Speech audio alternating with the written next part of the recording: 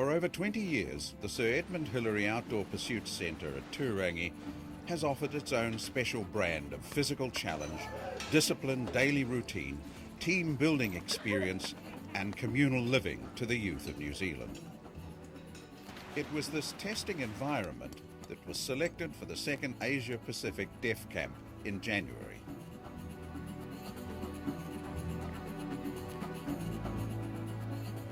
Organising Committee member Sara. Good morning and welcome to the Asia Pacific Deaf Youth Camp.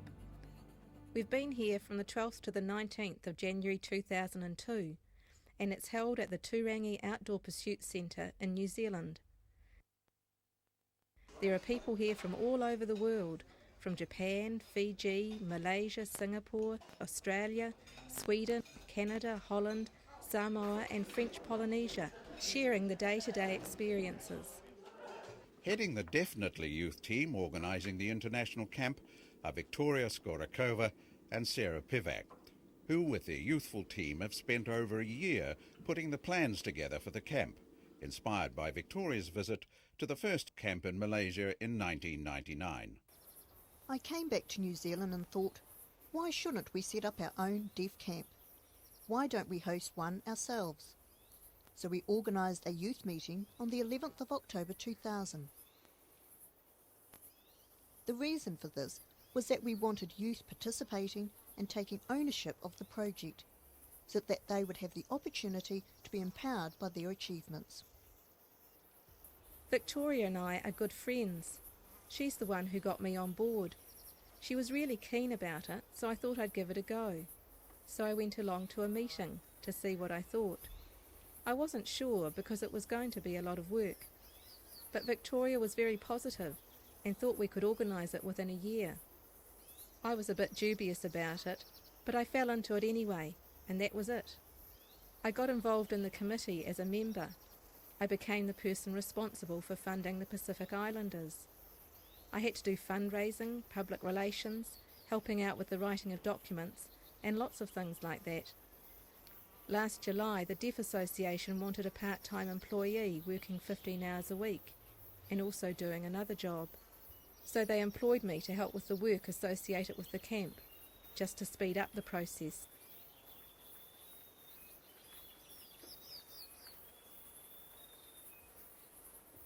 It was great because I was already a committee member and I already knew what was going on. And I had just finished university last year and they gave me that job to start the next month. I was all for it because it was a youth project and it was something that I wanted to do, and it involved a variety of work. So things just kept rolling from there, and the last 7 months have just been hectic, very stressful. Lots of issues that we've had to sort out, lots of work to do. The 15 hours didn't turn out to be 15 hours, probably over 30 hours a week involved with the project, but it's been good fun and a great experience. I've learned heaps during the year. The result of all this work is in this attractive booklet, detailing the events taking place during the camp in the Outdoor Pursuit Centre. Set amongst native bush in the wilds of the volcanic plateau, a quarter of an hour's drive from the Chateau Tongariro, the centre consists of a series of chalets where guests are housed, as well as larger buildings that provide the administrative facilities for the camp. Here, the OPC runs courses throughout the year adapted to the seasonal climatic changes of the area and the needs of any particular client. OPC instructor Michael Madden. We take young people in the outdoors and then we empower them to have adventures. Through having these adventures, they can learn about themselves, learn about others, and also learn about the natural environment.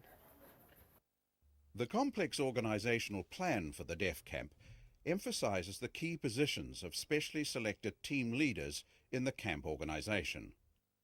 Altogether, we have 15 leaders. All of them are, I'd call them quite professional in the way that they are working. They are good role models for the participants. Some of the participants in their own countries don't have deaf associations, national associations of the deaf, and they don't have deaf schools. So we've been sharing information with them by inviting guest speakers and having activities where people can communicate through them. So I can see that the leaders are showing their interest and motivation. And hopefully, all of them will take action when they go back home. With the number of countries represented in the camp, it was important that enough interpreters were available that were fluent in the international sign language. Our aim was to use international sign language.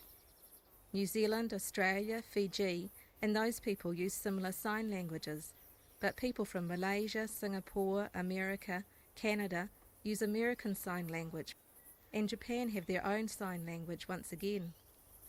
We've got someone from Sweden and Holland as well. Communication is complicated, and so our aim is to use international sign language so that all deaf participants can understand everything that's going on.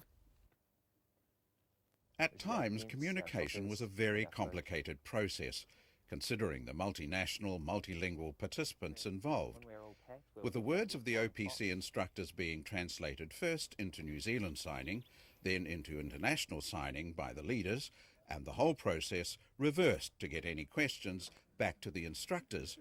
It could be very time-consuming. Chris Blum explains the menu for the evening meal with his own brand of international signing and mime. Colloquial communications, in a way, compared with the formal language he uses when lecturing overseas participants in his after-dinner leadership program. I had a presentation, a workshop for the international deaf participants to explain clearly what the role of leader is. For instance, I gave them a task to talk about what a team is, what a leader is, what does a leader mean to them, and also what makes a good leader and their role. We talked about that in detail to gain a clear understanding of what being a leader means. Many deaf people may think being a leader is a simple thing, but it's actually a lot more complicated than that. So that's what we talked about. This was so that people could really reflect on and understand about leadership, the different behaviour and different activities and actions that are involved in that. And that is a benefit for them if they gain that knowledge. And it's good for their countries when they go back. They'll think about things they'd like to do if they want to be a leader, and they'll develop leadership skills and so on in their countries. For the committee organising the event, perhaps the greatest challenge of all was to get financial support for the camp. If it was to be a true Asia-Pacific camp, we really needed the Pacific Islands to be involved. But previously at the World Deaf Games or at conferences, you had a lot of participants from Asia, Australia and New Zealand. You don't see a lot of Pacific countries getting involved. So we felt a responsibility to get those countries involved and really wanted to make sure that they were welcome. We did some research, made contact with Pacific Island people through schools and through embassies there. They helped us and gave us contacts. The other issue was how to bring them over here. Most of them didn't have the money to come.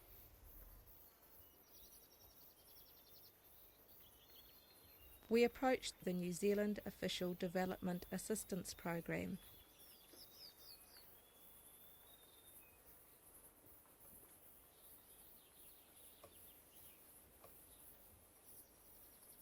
Through the Ministry of Foreign Affairs and Trade.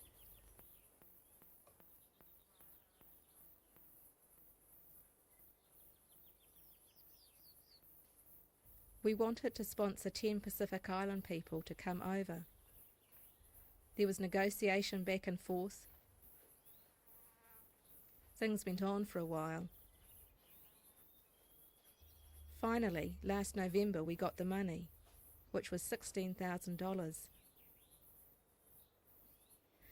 And everyone was very excited about that, especially as previously we have never been able to get money for other countries to come and participate in events like this. It was very invigorating that we could manage to help our friends in the Pacific Islands in this way. Over the first 2 days of the camp, rain fell continuously, demonstrating to the international visitors the vagaries of the New Zealand summer. But the outdoor activity continued as planned, increasing the challenge of many of the activities for the participants. For example, caving in a damp, confined space with limited vision and with little opportunity to communicate by signing presented special challenges for some.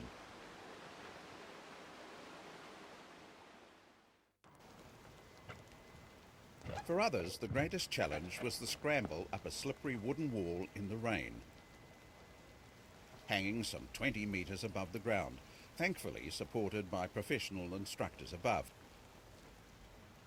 and encouraged by enthusiastic colleagues below.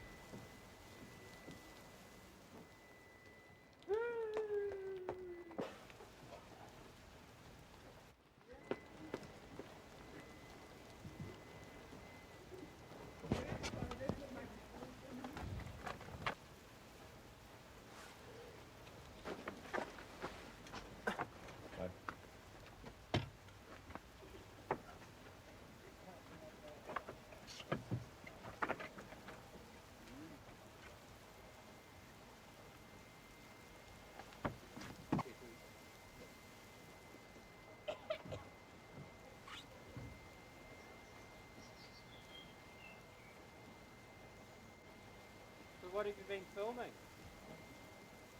Oh, what have you been doing?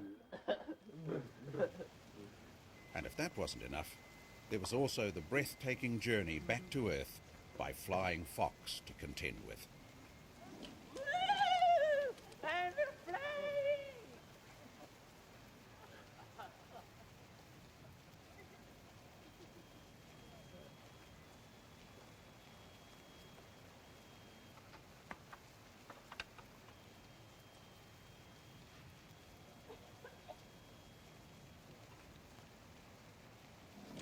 Sharing experiences like these helps build team spirit as well as individual confidence, attributes that many will need in plenty when they seek to improve conditions for the deaf back home. Leona Tamainai from Fiji, for example. We have less than what New Zealand has in terms of resources for deaf people. Fiji doesn't have a deaf association, but it does have a support group where we all support and help each other. Claire Rice from Tahiti was another who shared Leona's experience. It's different in Tahiti. In Tahiti, hearing people don't help deaf people at all. But in New Zealand they do. There's a lot of support for deaf people here. Yazid Bain comes from Malaysia, the country that held the first Asia-Pacific camp in 1999. I haven't seen New Zealand deaf education, so I don't know, but in Malaysia we have all levels of education for the deaf, children, adolescents, up to university.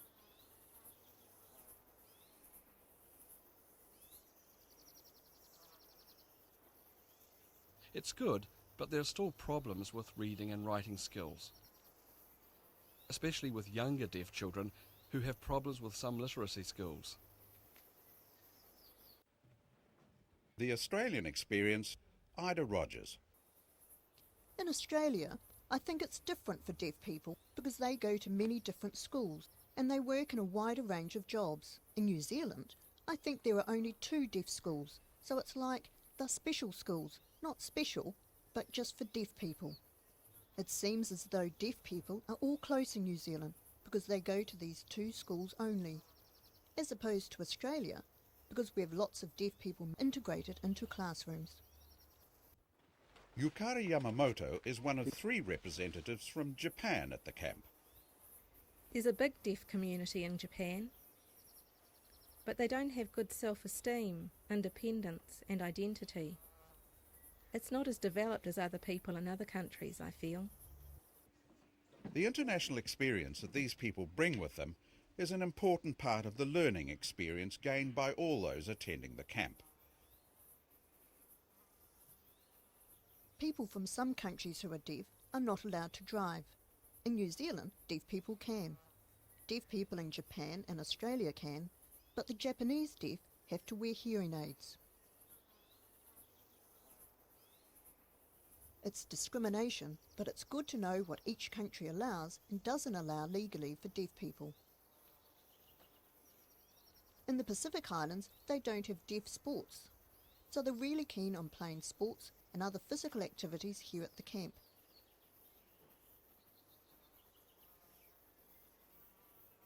As opposed to listening to the speakers and watching presentations. I hope that this doesn't mean that they are not taking part in the important information that has been shared in these activities. Lectures and group discussions help to consolidate many of the lessons learned when solving problems that challenge participants in the field.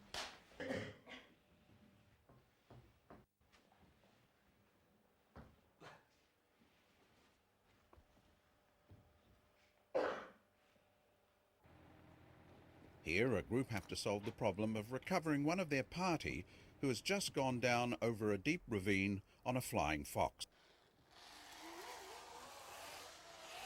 Safety rules are, of course, rigidly applied.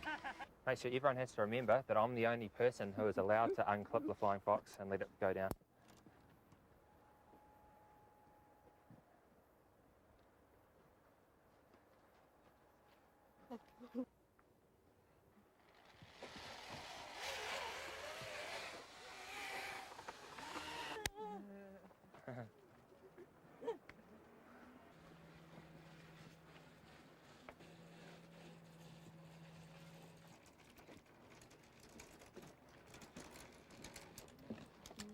Okay, cool.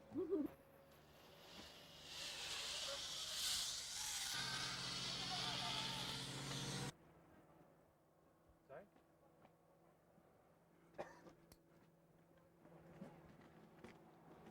The team worked together, taking great care with the positioning of the feet and the grip on the rope, as lack of care or poor technique could result in someone being swept over the cliff face.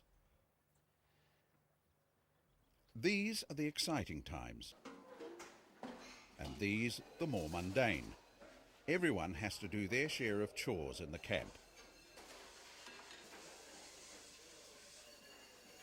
Even in the kitchen, accidents can occur, especially when working with unfamiliar equipment.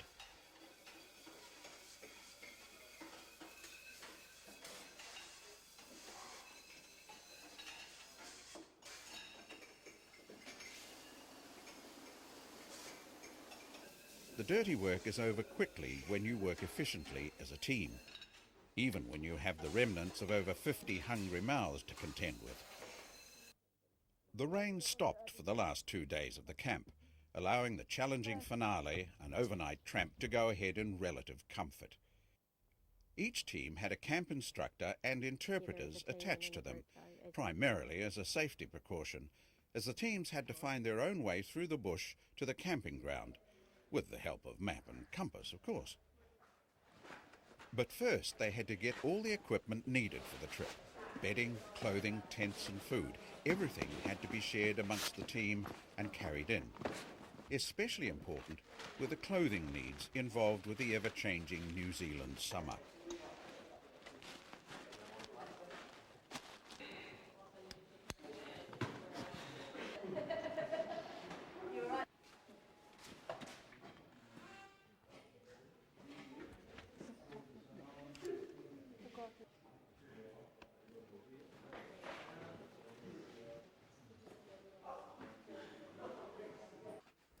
At the camp, we have 43 participants, which is a great number. So what we've done is to divide the big group into 6 smaller groups. It's because they can interrelate more and develop leadership skills. One of the things we have been doing is the overnight camp.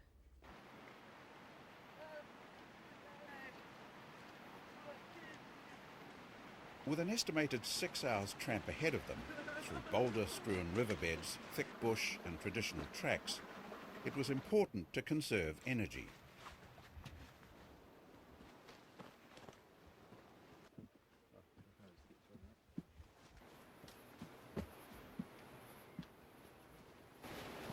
The confusing nature of the terrain certainly challenged the map-reading skills of the participants.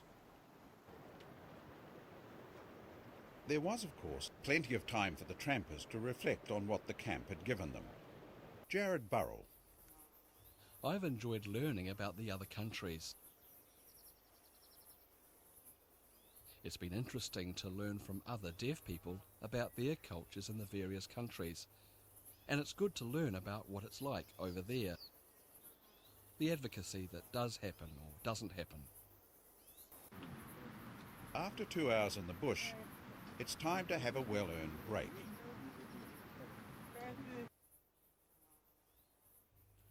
I've learned different ways of communicating in international sign language and really trying to negotiate understanding.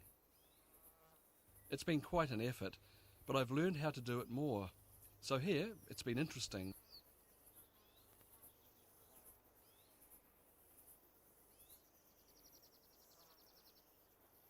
Now, in regard to the future.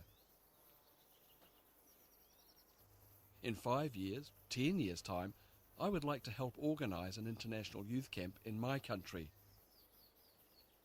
Not just an Asia-Pacific camp, as an international youth camp. That would be my aim for the future. Others on the journey share the same enthusiasm with Yazid. Ida Rogers from Australia, for example. I came to see what other people were like and how they coped. I've been really surprised coming here with the people in my group. I didn't expect people to do various things, but they have, and they've done really well here. I've learned a lot through teamwork, activities that we've done. Guest speakers I've also learned things from, but mostly, I know what they're speaking about and I'm familiar with those concepts, but the teamwork has been something that I really learned a lot from, and how different countries communicate. Despite having different languages, we can still do the activities. There's no standoffishness. Leona from Fiji. I feel inspired. I feel it's developed my understanding, especially about the signing that was used. Claire from Tahiti agrees. It's been really interesting. I've learnt a lot about the different sign languages as well as mine. Signing used in New Zealand, Australia and the other countries. I've learnt a lot from them. Talking to them, I've become more aware of things and more aware of what Tahiti doesn't have compared with what other countries do have. 6 hours after leaving the Outdoor Pursuits Centre, the participants arrive at the camping place. Our team has arrived first, and over the next hour, the other teams arrive. Some weary and footsore, others seem to have plenty of energy left to celebrate before putting up the tents and preparing for the overnight sleep.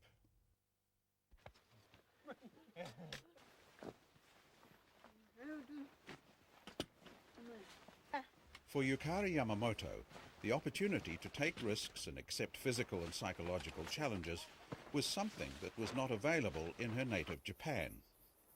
We are not encouraged to go over cliffs. We have safety barriers, but there are none here. We can't readily look over cliffs and things like that. There are usually safety barriers that prevent you from going near the cliffs. We are very cautious about people in Japan, but here it's not like that. We can readily look over a cliff.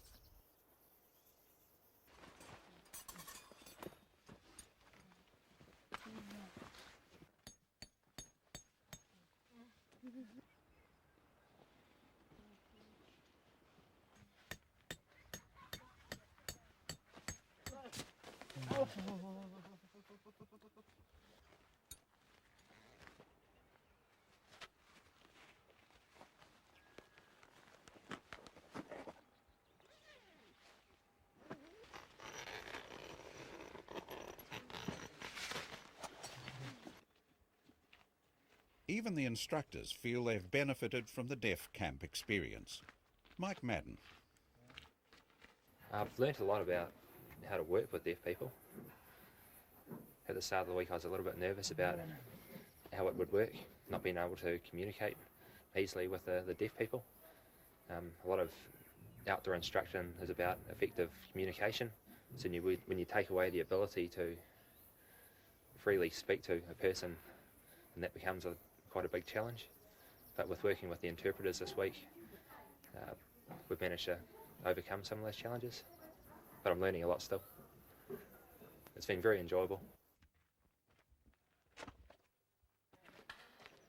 The next morning, after another long tramp, the team returned to the Outdoor Pursuit Centre. Sara is there to greet them and to find out for herself how successful the second Asia Pacific camp has been.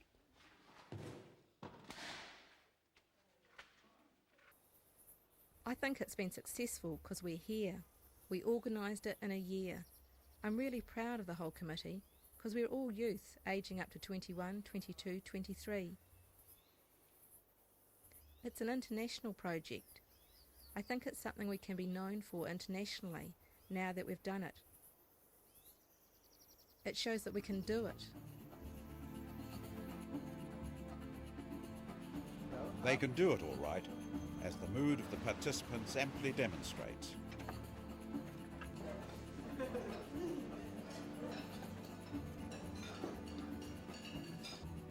This is the last day of the second Asia Pacific Deaf Youth Camp. I'm just going to ask the participants if they've enjoyed the camp or not.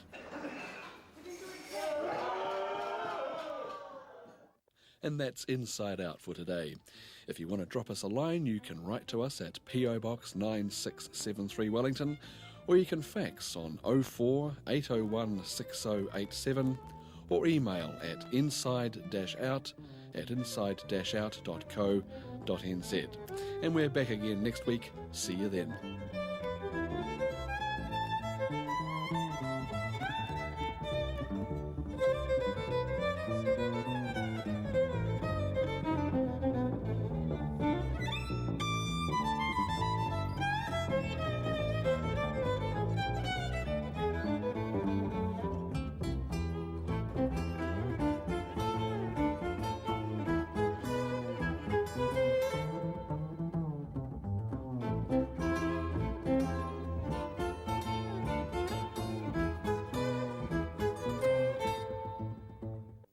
This program was made with funding from New Zealand On Air.